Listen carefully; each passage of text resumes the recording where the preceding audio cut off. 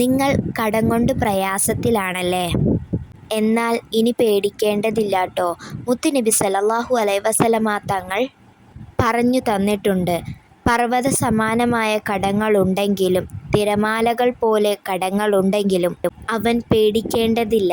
ഇനി പറയാൻ പോകുന്ന പ്രാർത്ഥന അവൻ്റെ കടങ്ങളെല്ലാം മാറ്റി ഐശ്വര്യം പ്രദാനം ചെയ്യുന്നതാണ്.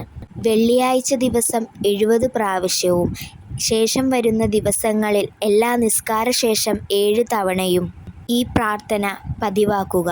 ഈ പ്രാർത്ഥന ഇങ്ങനെയാണ്: അല്ലാഹുമ്മ ക്ഫിനി ബിഹലാലിക അൻ ഹറാമിക വ ആനിനി ബിഫളിക അമ്മൻ സിവാക്. അല്ലാഹുമ്മ ക്ഫിനി ബിഹലാലിക അൻ ഹറാമിക. അല്ലാഹുവേ, നിഷിദ്ധമാക്കിയതിൽ നിന്നും നീ അനുവദിച്ചതുകൊണ്ട് എൻ്റെ ആവശ്യങ്ങൾ പൂർത്തീകരിച്ചു തരണമേ. വ ആനിനി ബിഫളിക അമ്മൻ സിവാക്. നിൻ്റെ ഔദാര്യം കൊണ്ട് നീ അല്ലാത്തവരിൽ നിന്ന് നിരാശ്രയത്വം നൽകണമേ അല്ലാഹ്. ശ്രദ്ധിക്കുക, ഈ ദുആ വെള്ളിയാഴ്ചയായാൽ 70 പ്രാവശ്യം ജുമുഅക്ക് മുമ്പ് ചൊല്ലുക.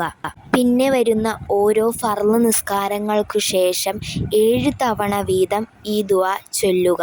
അടുത്ത വെള്ളിയാഴ്ച വരെ ചൊല്ലുക. അടുത്ത വെള്ളിയാഴ്ചയും ഇപ്രകാരം തന്നെ നിങ്ങൾ ആവർത്തിക്കുക.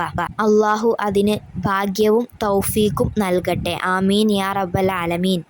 നമ്മളുടെ എല്ലാവരുടെയും കടങ്ങളെല്ലാം വീട്ടിത്തരാനുള്ള മാർഗങ്ങൾ അല്ലാഹു തുറന്നു തരട്ടെ. കോടിക്കണക്കിന് പണം കടമുള്ളവരും ജീവിതത്തിൽ കടം കൊണ്ട് വലയുന്നവരും മുത്തുനബി സ്വല്ലല്ലാഹു അലൈഹി വസല്ലമ തങ്ങൾ പഠിപ്പിച്ച ഈ ദിക്ർ, ഈ ദുആ നിങ്ങളുടെ ജീവിതത്തിൽ പതിവാക്കുക.